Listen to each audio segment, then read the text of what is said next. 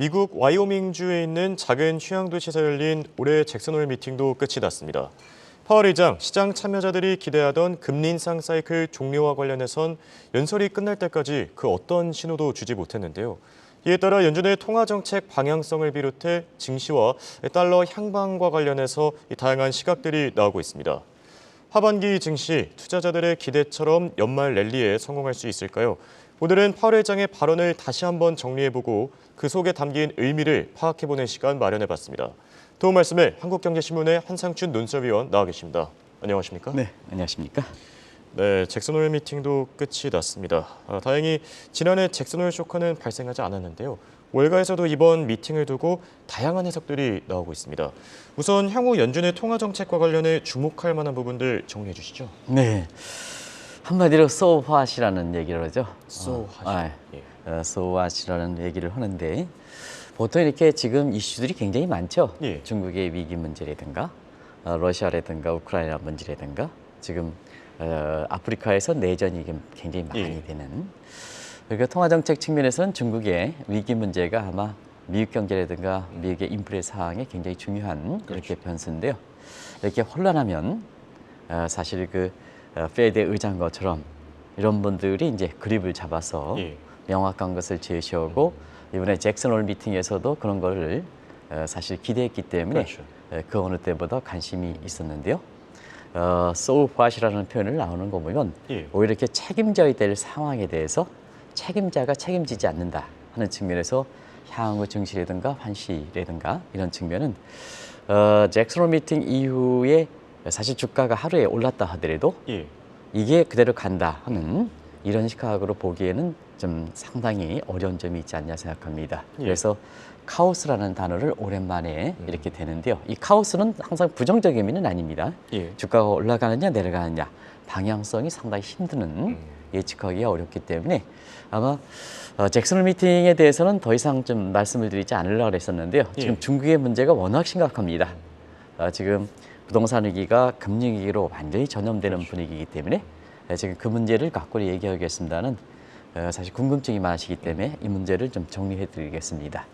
일단 책임지지 않는다 하는 측면에서 전체 의제를 한번 보겠습니다. 기준금리 변경의 적정성 문제라든가 중립금 문제라든가 인플레 타겟팅 문제에 대해서는 세계적 석학이라든가 그다음에 중앙은행 총재 간에 사실 새로운 통화정책 변화를 하려면 그 이론적 근거에 대해서 명확한 입장 정리가 나와야 새로운 통화정책을 그것이 뭐 월스트리트저널이 얘기하는 뭐 금리 인하 얘기라든가 아니면 추가적으로 금리를 올린다든가 이런 그러면 이론적 근거가 명확히 나와야 되는데요. 세계적 석학과 중앙은행 총재 간도 이 문제에 대해서 이론적 근거에 대해서 어떤 입장도 보이지 않았다 이렇게 됐습니다. 그런 만큼 25일에 있었던 파월 의장이 어떤 얘기를 했을까 하는 측면이 더 관심이 됐었는데요. 어느 하나 결정된 게 없다 하는 것을 말씀을 드리겠습니다. 종전의 관점은 한국경제TV를 통해서 잘들 아실 겁니다. 그리고 비교해서 이번에 잭슨홀 미팅에서 주요 사항에 대해서 파월 의장의 얘기를 좀 말씀을 드리겠습니다. 경기는 괜찮다. 종전 입장과 같죠. 근데 경기는 괜찮기 때문에 구체적인 수치는 어떻게 되느냐 이 문제인데 이 문제는 시장에서 바라는 구체적 수치는 9월 전망 때를 넘겼습니다. 그래서 수치 자체에 대해서는 그것이 성장률이든 실업률이든 뭐든 아무것도 얘기를 하지 않아서 시장의 기대를 저버렸고요. 양대 청문회와 관련해서는 고용시장은 건전하다. 뭐 시청자 여러분 다들 아시는 얘기죠. 그다음에 가장 중요한 물가 또 이번에 그 얘기하기를 물가가 이제 작년 6월에 9.1%에서 7월 달에 3.2%로 내려갔기 때문에 이 문제에서 어떻게 평가하느냐. 그러면 통화정책의 방향성을 알 수가 있거든요. 그런데 이 문제에 대해서는 가능한 언급을 회피하는 모습을 보였습니다. 그러다 보니까 월가에서 so what이라는 단어가 나와서 어느 하나 새로운 것이 없다 하는 그래서 첫날에 미국 증시가 잭슨홀 미팅 발언 이후에는 주가가 떨어지다가 이후에 평가가 나오면서 올리긴 했지만 이게 잭슨홀에 대한 전반적인 평가냐 아직까지는 확신을 가질 수 없다. 결과적으로 보면 9월 페드 회의 전까지 어떤 잭슨홀 미팅의 발언에 대해서 어떤 쪽으로 부각되느냐에 따라서 증시 모습이 될 거다 하는 이런 시각들이 만만치 않다고 보게 됐습니다. 네. So what? 그래서 어떻게 할 거냐 참 의미심장한 단어인 것 같고요. 자, 상황이 상황인 만큼 중국의 부동산 위기에 대해서도 파월 회장이 그래도 발언을 내놓지 않을까 이런 해석들도 나왔는데요. 어떤 발언을 남기느냐 이쪽도 관심이 보이지 않았습니다. 네, 전 세계적인 관심사고요 지금. 예, 뭐 페드의 통화 정책에서도 이 또한 영향을 미칠 수 있는 변수에 되는데 사실은 파월 의장이 책임을 지지 않는다. 예, 우리도 잭슨 미팅 전에 금융위기의 문제에 대해서는 사실 중국 자체적인 문제다. 파월 의장이 어떤 입장도 말하지 않을 것이다. 그대로 나왔습니다. 예. 어떤 입장도 말하지 않았습니다. 그러다 보니까 중국의 위기 문제에 대해서 이렇게 해석할 수가 있겠죠. 미국의 페드의 통화 정책에 영향을 미치지 못하는 이러한 제한적 문제다. 예. 이렇게 하지만 사실 주말에 중국이 있을 수 있는 정책은 다 냈습니다. 증시라든가 그다음에 예. 다 풀어라 이런 아마 내일 정도에 한번 정리해드리겠습니다. 나왔지만 증시는 냉담한 비중을 보였거든요. 금요일 아마 상해 지수가 아마 주가가 떨어졌을 겁니다. 예, 위안화 문제도 더 이렇게 약세가 더 진행됐을 겁니다. 증시에는 냉담한 반응을 보였고 보이지 않고 오히려 부동산 위기가 지금 금융위기로 전염될 조짐을 보이고 있습니다. 그 메커니즘은 이렇습니다. 결국 민간 문제가 시노시온 같은 국영업체로 되다 보니까 예, 은행들의 담보력이 부족한 상태에서 담보력이 부족하니까 기존의 디폴트를 막기 위해서는 기존의 투자 자산을 회수하는 신용 경색이 더 시중에는 경색이 심할 수밖에 없거든요. 예, 그래서 이전에도 말씀드렸습니다. 캐시플링이 자 이렇게 이제 채권이든 부동산이 이렇게 해서 사실 계속해서 현 수준 유지하려면 새로운 투자 자금이 부족하면 새로운 자금으로 막아줘야 되는데요. 그렇게 이제 보통 됐죠. 예. 이거 중단된다. 그러면 펀드론과 그다음에 본드론이 발생하면서 결과적으로는 금융위기로 전염되는 거거든요. 이런 메커니즘이 형성될 수 있는 이런 조짐이 보이기 때문에 내일 정도의 이 문제에 대해서 구체적인 메커니즘과 함께 지금 비시어스 사이클, 악순환 고리에 접어들지 않느냐 하는 예. 이런 식의 국제사학에 만만치 않은데요. 정작 제롬 파월은 이 문제에 대해서 언급하지 않았습니다. 이 또한 책임이 피지 않느냐 하는 이런 시각이 만만치 않다고 보게 됐습니다. 예, 알겠습니다. 그리고 시장 참여자들이 바라던 금리 인상 사이클 종료 여부와 관련해서는 그 어떤 신호도 주지 못했는데요. 이에 따라 이 앞으로 금리 변경 방향 그리고 증시 앞날에 대해선 월가에서 해석들이 끊이질 않고 있지 않습니까? 네, 이 문제를 일단 정리부터 해드리겠습니다. 예, 월스트리트저널에서의 금리 인하 쪽으로 시선이 초점돼 있다. 그건 월스트리트저널입니다. 예, 그러나 잭슨 미팅에 대해서는 잭슨 미팅의 파월 발언에 대해서는 금리 인상 종료 사이클에 대해서 어떤 시그널을 보이지 못했습니다. 그래서 향후의 방향성과 관련해서 굉장히 잭슨 안몽의 이러한 시각이 9월 회의까지 어떤 조각이 부각되느냐에 따라서 이게 완전히 없어진 것은 아니다 하는 걸 말씀드리겠습니다. 예, 아마 작년에도 1%포인트 금리 인상이 이게 부각되면서 9월 당시에 9월 회의까지 다우존스 지수가 4,000포인트 정도 급락하는 잭슨 미팅이 나왔고 국내에서도 증시 붕괴론과 제2의 외환위기론 모 교수가 주도했던 이론적인 고견이 나와서 실제로 발생하지 않았습니다는 예. 이론적이 1년적입니다. 그런 과정에서 지금 향후의 방향성과 관련해서는 이번에 잭슨 미팅이 어느 하나에 대해서 명확한 입장을 보이지 못하다 보니까 결과적으로 가장 최근에 페드의 의향을 알 수 있는 FOMC 의사록과 그다음에 이번에 잭슨 미팅을 바탕에 파월 의장의 바탕을 바탕으로 향후의 세 가지 시나리오를 증시적인 측면 또 기준금리 변경 측면에서 한번 이렇게 나름대로의 그 방안을 구성해 봤습니다. 이 내용은 아마 잭슨 미팅 전에서도 어느 하나 발언을 명확히 할 가능성이 적기 때문에 이 방안에 대해서 이렇게 얘기했습니다. 근데 잭슨 미팅 이후에 미국의 학계라든가 월가에서도 이 시나리오가 그대로 나오고 있다고 보겠습니다. 그래서 1아는 최악의 시나리오 0.5%포인트 인상 기준금리 가져가고 예. 그다음에 양적 긴축 지금은 2단계죠. 475억 달러. 그다음에 중립 시나리오 아까 L에서 예. 중립이라는 얘기를 했습니다는 그 중립 시나리오는 0.25%포인트 인상하고 그다음에 475억 양적 긴축을 그대로 가져가는 요 시나리오. 예. 그다음에 3아는 월스트리트 저널이 지금 금리 인하에 대해서 얘기 나오고 있습니다는 금리 인하로 당장 가져가기는 어렵습니다. 그래서 하더라도 월스트리트저널에 얘기하더라도 사실 통화정책 시차가 지금 9개월 정도 더 감안해 볼 때 지금 상황에서 벗어나서 내년 6월 이후로 얘기한다는 것을 꼭 좀 말씀드리겠습니다. 월스트리트저널에 당장 금리가 아니다. 근데 통화정책 시차에서는 지금 9개월이다. 9개월을 벗어난 수치다. 그래서 언제든지 변화 가능성이 있다는 것을 말씀드리겠습니다. 그런 측면에서는 지금 가장 최상 시나리오는 금리 인하가 어렵고 금리 동결 수준, 현실에 동결하고 475억을 그대로 가져가는 이 시나리오로 이렇게 세 가지 방향성에 대해서 시나리오에 대해서 결정되지 않겠느냐, 이 하나로 결정되지 않겠냐 이렇게 예상되고 있다고 볼 수 있습니다. 자, 방금 짚어주신 시나리오들이 중요한 이유가 있습니다. 9월 FOMC 회의도 이제 한 달도 채 남지 않았는데요. 어떤 시나리오 쪽에 힘이 실리느냐에 따라서 증시 방향성도 갈리지 않겠습니까? 네, 저 세 가지 시나리오에서 결론은 조금 이따 말씀드리겠습니다. 그럼 가장 관심 있는 이렇게 증시적 측면에서 일안이 됐을 때는 뭐 시청자 여러분 아직 아시겠습니다만 잭슨홀 악몽이 재현되겠죠. 사실 이 일안은 작년에는 7월 달에 금리가 0.75%포인트여서 일안이 됐을 때는 1%포인트 인상안이 부각된 거죠. 그러면 고스란히 1년 후가 되겠습니다. 7월 달에 0.25%포인트 인상했죠. 그러면 거기에 한 단계 올린다면 0.5%가 되겠죠. 그런 각도로 보시게 되겠습니다. 그런 각도에서 이렇게 보면 이란이 이거 나왔을 때 최악 시나리오가 나왔을 때는 사실 잭슨홀 올해 악몽은 1년 전보다 더 높게 나올 수가 있다. 왜 그러냐면 1년 전에 비해서는 3대 지수가 평균 15% 정도 더 상승한 상태거든요.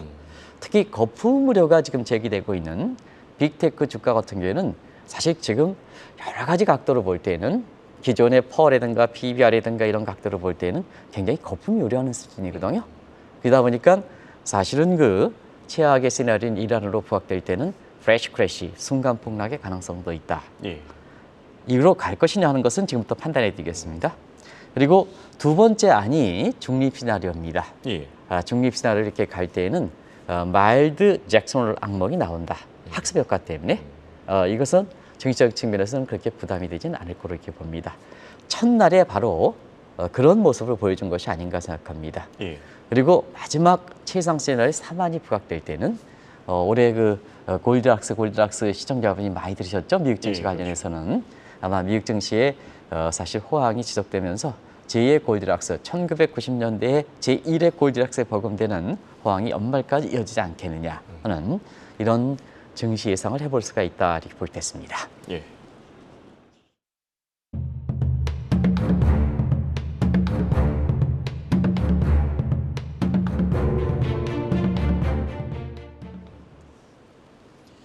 네, 내용을 듣다 보니까 벌써부터 궁금해지는데요. 이제 3주 앞으로 다가온 9월 FOMC 회의에서 어떤 안이 결정될 것으로 보십니까? 네, 사실 이 대목은 잭슨홀 그 미팅에서 파월 의장이 얘기했습니다는 현재 물가 수준이 높다.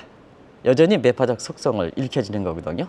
그런 과정에서는 앞서 말씀드린 같이 세 가지 안 중에 어떤 쪽으로 갈 것이냐 하는 쪽에서는 페드 내부적으로 현 물가 수준, 지금 7월 같은 경우에는 소비자 물가 상승률이 3.2%인데 요에 대한 인식, 높으냐 낮으냐 하는 문제.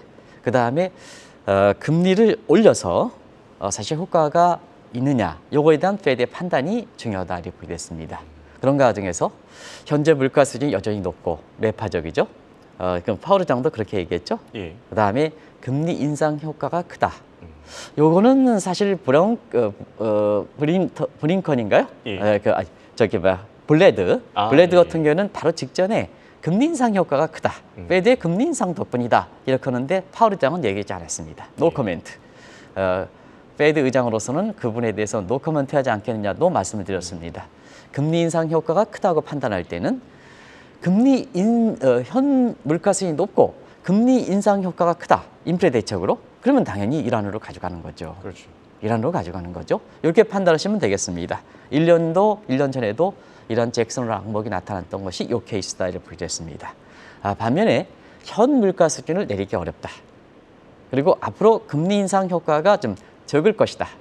또 기존에 지금까지 물가가 떨어졌던 것이 금리 인상만큼은 아니다 하는 이런 판단이 됐을 때는 시청자 여러분도 아시겠습니다는 사실 이런 금리가 더 이상 내리기 어렵고 금리 인상 효과가 적다고 판단한다면 무리하게 이란으로 가져갈 때에는 여러 가지 가뜩이나 금리 위기라든가 신용등급 문제라든가 상업용 부동산 추락 문제라든가 이런 부작용이 나타난 상태에서는 예. 자, 현재 물가가 더 이상 내리기 어렵고 그다음에 금리 인상 효과가 적다, 무리하게 오른다, 더 이렇게 미국 경제가 붕괴되겠죠. 그런 쪽이기 때문에 사실 2안과 3안으로 이렇게 선택하지 않겠느냐. 그래서 사실 2안과 3안을 가지고 선택한다 이렇게 본다면 물가가 목표치에 근접하기가 어렵기 때문에 다른 제3의 방안이 모색할 가능성이 있는 거죠. 이렇게 되는 거죠. 예. 그래서 벌써부터 피스칼 이어 재정 회계연도로 보면 사실 10월부터 이렇게 미국의 새로운 2024년 피스칼 이어 2024가 시작되는데요. 재정 정책과 이제 통화 정책과의 조화 문제, 공조 문제가 앞으로 미국 경제 정책에 있어서는 가장 많이 부각된다 하는 이런 쪽의 시각들이 나오는 것도 바로 그런 측면이다를 보게 됐습니다. 예. 그렇다면 궁금한 게 연준이 현재 물가 수준 그리고 금리 인상 효과를 어떻게 판단하는지인데요. 내부적으로 독특한 방식이 있다고요? 네, 현재 물가를 판단하는 것은 인플레 타겟팅 2%를 그대로 유지한다.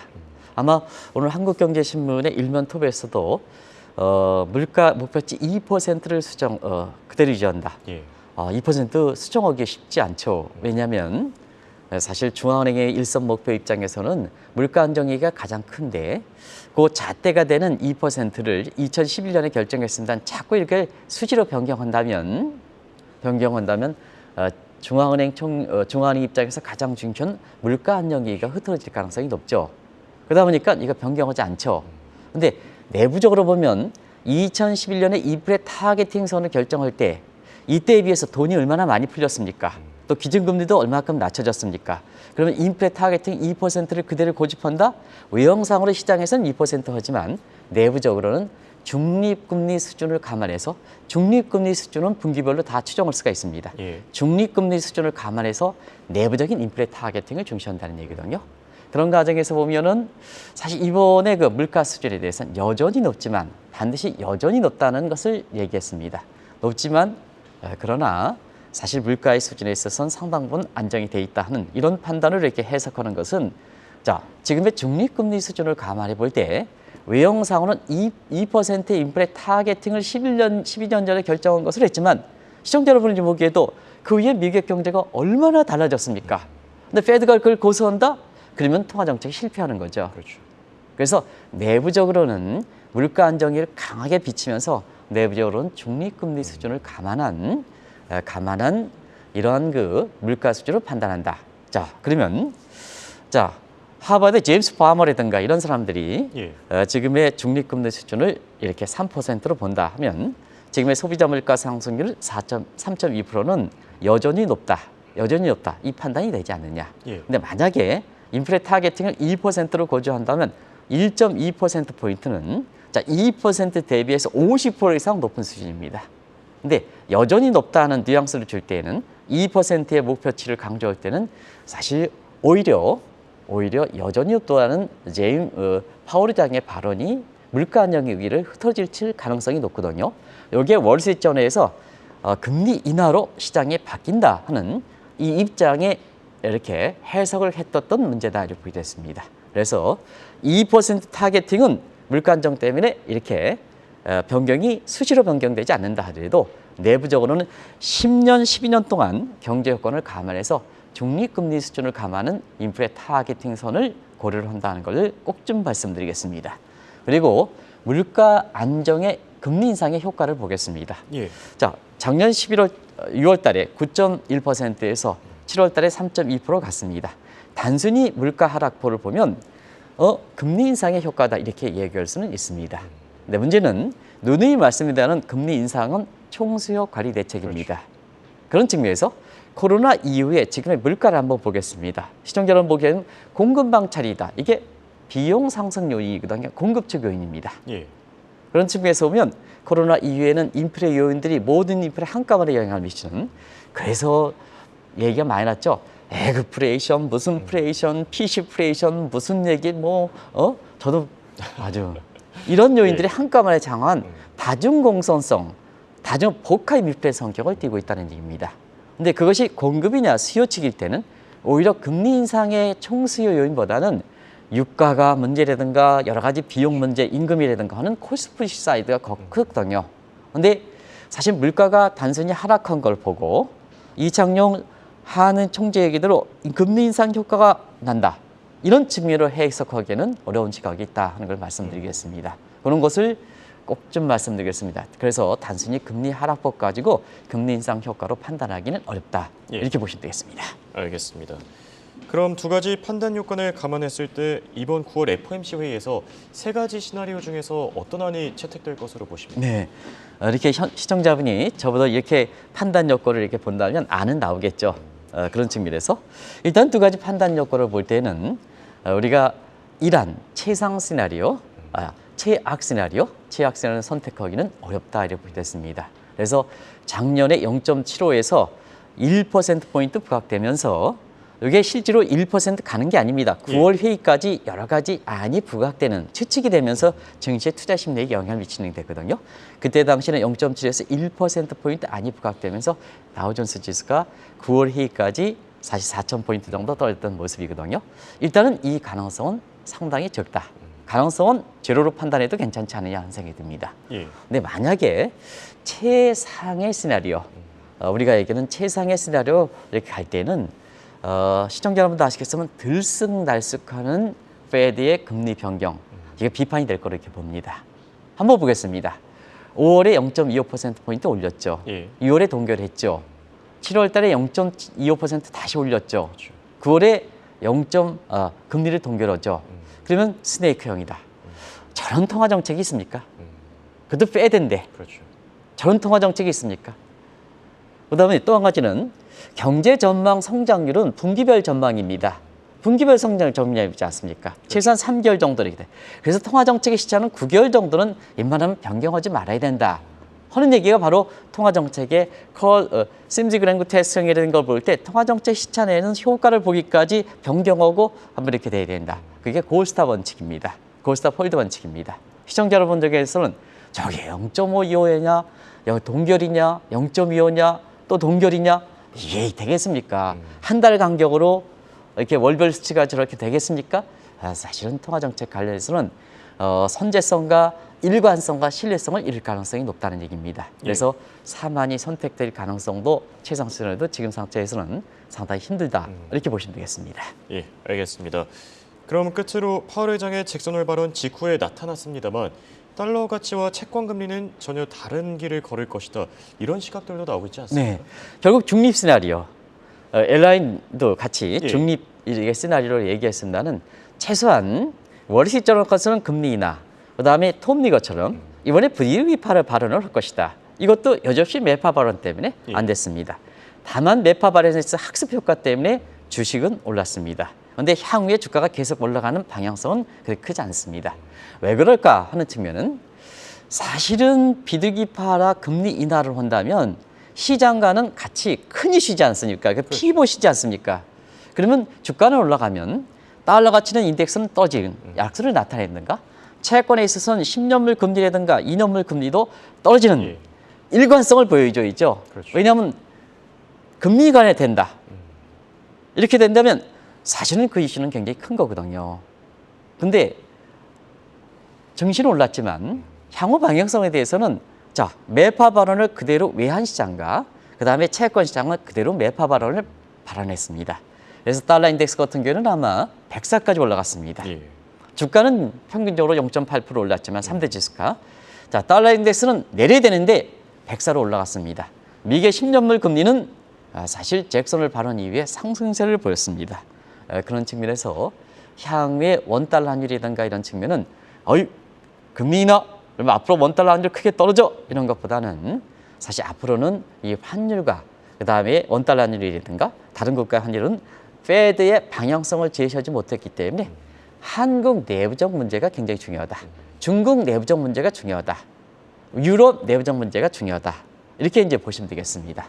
그리고 채권 시장 금리에 있어서는 사실 금리가 올라갔지 않습니까? 예. 그러니까 어떤 사람은 이번에 월스트리트저널에서 금리 인하가 기대돼 가뜩이나 채권 투자 손실이 지금 크게 되는데 지금 상태에서 또 채권 투자해 이런 쪽에 잘못된 시그널을 국내 PB들이니까 줄 수 있는 가능성이 높다는 얘기입니다. 그런 측면에서 정리해 보면 사실 시장 간의 모습은 서로 인터액션 간의 혼란을 초래했다는 것을 주목하실 필요가 있다는 것을 말씀드리겠습니다. 그래서 단순히 첫날의 주가 모습이 좋다고 해서 이것이 달러가치 하락, 채권의 금리 하락 이런 쪽으로 해석하기는 어렵다 이렇게 됐습니다. 예. 그런 과정에서 우리 원달러 환율은 사실 우리 내부적 요인이 더 크게 작용한다.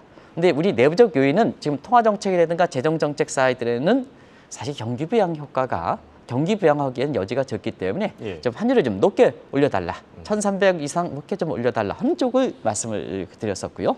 그다음에 채권 금리 같은 것은 특히 염두에 두셔야 되는데요. 좀 만기가 긴 걸 사서 그 만기 전에는 이자가 어차피 높으니까 금리가 앵변금리가 높아 이자를 타시고 그다음에 장기적으로 보면 물가가 안정된다 그렇게 본다면 만기 때 캐피탈 게인을 얻는 이런 쪽의 모습으로 이렇게 그 채권의 투자에 이렇게 투자 방안을 가져가시는 게 좋지 않나 현상이 듭니다. 예, 알겠습니다. 이렇게 오늘은 파월의 잭슨홀 면설과 함께 연준의 향후 통화정책 방향성과 관련해 얘기를 나눠봤습니다. 지금까지 도움 말씀에 한국경제신문의 한상춘 논설위원이었습니다. 대화 고맙습니다. 네, 고맙습니다.